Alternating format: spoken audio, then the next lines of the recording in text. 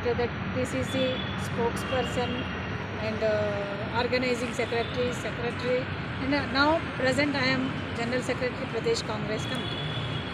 And ఇప్పుడు elections అవుతున్నాయి కదా, 100% ఢిల్లీలో కానీ తెలంగాణలో కానీ కాంగ్రెసే వస్తుంది. ఢిల్లీలో ఈసారి ఎందుకంటే బీజేపీకి వ్యతిరేక పవనాలు వీస్తూ ఉన్నాయి త్రూఅవుట్ ఇండియా. వాళ్ళు చేసింది ఏం లేదు, చెప్పింది చాలా పెద్ద పెద్ద మాటలు చెప్పినారు. 2 కోట్ల సంవత్సరానికి 2 కోట్ల మందికి జాబ్స్ అన్నారు, అవి ఇవ్వలేరు. రోజువారీ సరుకులు కూడా విపరీతంగా పెరిగినాయి, గ్యాస్ కానీ మన డీజిల్ కానీ పెట్రోల్ కానీ ప్రతి ఒక్కటి పెరిగిపోయింది. జిఎస్టీ అవన్నీ కామన్ అయిపోయినాయి. జిఎస్టీ అయిపోయింది, డిమానిటైజేషన్, ప్రతి ఒక్కటి ప్రజలకు లాసే జరిగింది. బీద ప్రజలుగానే మిగిలిపోతున్నారు. డబ్బులు కార్పొరేట్ ఈయన ఏదైతే సంపాదిస్తున్నారో గుజరాత్కి దోచిపెడుతున్నారు, ఒకరిద్దరు కార్పొరేటర్స్ వాళ్ళకే అది ప్రజలందరికీ, భారతదేశ ప్రజలందరికీ అర్థమైపోయింది. మోడీ గారు ఏం చేస్తున్నారు, ఎంత దోస్తున్నారు, ఎవరికి పెడుతున్నారు అని చెప్పేసి. వారేం తింటారు అని అనట్లేదు, బట్ దోషి పెడుతున్నారు. ఎందుకు రాహుల్ గాంధీ గారు గెలిచి అధికారంలోకి వస్తే ఎలాంటి మార్పులు చేయవచ్చు అంటే కాంగ్రెసే న్యాయం చేస్తుంది పేద ప్రజలకి, భారతదేశ ప్రజలకి. 75 సంవత్సరాలు కాంగ్రెస్ పరిపాలనలో అభివృద్ధి చెంది ఎంతసేపు ఏం చేసిండ్రు అంటారు. ఇంట్లో తినడానికి తిండి రోజు బిర్యానీలు పెట్టుకొని తినలేము కదా. మరి ఈరోజు బిర్యానీ పెట్టినా అది మా ప్రతిఫలం, కాంగ్రెస్ పార్టీ ఫలం, కాంగ్రెస్ పార్టీ కృషి. 100% కాంగ్రెస్ పార్టీ 350 సీట్లు గెలుస్తుంది. ఈరోజు ఇండియా కూటమి తప్పకుండా రాహుల్ గాంధీ గారు ప్రైమ్ మినిస్టర్ అవుతారు. హైదరాబాద్లో మేడం నాగేందర్ గారు గెలుస్తున్నారు. హైదరాబాద్ తెలంగాణ మొత్తం మీదలా 14 సీట్లు తప్పకుండా కాంగ్రెస్ పార్టీ కైవశం చేసుకుంటుంది. సికింద్రాబాద్ దానం నాగేందర్ గారు గెలుస్తున్నారు, గెలిపిస్తున్నాం మేము.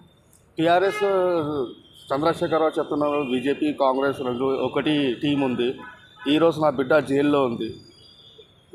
కరెక్టే, అది ఆమె చేసిన చిన్న పొరపాట్లతోనే ఆమె జైలుకి పోయింది. దానికి కాంగ్రెస్కి సంబంధమే లేదు. ఒకటి మాకు ఎప్పుడైనా కాంగ్రెస్కి అగెనిస్ట్ ఎవరు?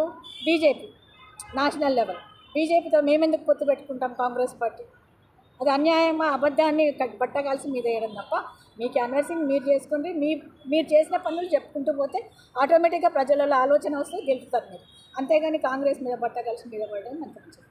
ఇప్పుడు సర్వే రిపోర్ట్లో కాంగ్రెస్ పార్టీకి ఎక్కువ పర్సెంటేజ్ కనిపిస్తుంది, గెలిచే అవకాశం ఉంది. మీ ఒపీనియన్?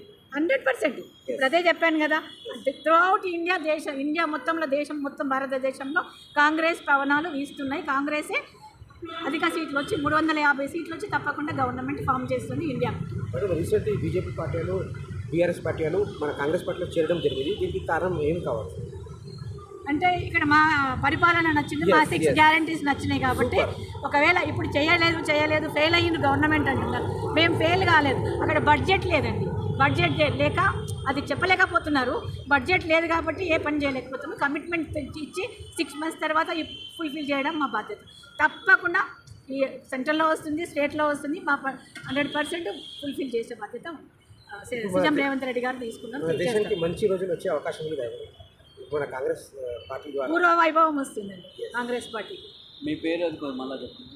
నా పేరు ఇందిరారావు జువాడి, నేను Pradesh Congress committee general secretary. స్టేట్లో వస్తుంది, మా 100% ఫుల్ఫిల్ చేసే బాధ్యత సీఎం రేవంత్ రెడ్డి గారు తీసుకున్నారు. మంచి రోజులు వచ్చే అవకాశం ఉంది మన కాంగ్రెస్ పార్టీ ద్వారా. పూర్వ వైభవం వస్తుందండి కాంగ్రెస్ పార్టీ. మీ పేరు అది మళ్ళీ చెప్పండి. నా పేరు ఇందిరారావు జువాడి, నేను Pradesh Congress committee general secretary. Thank you.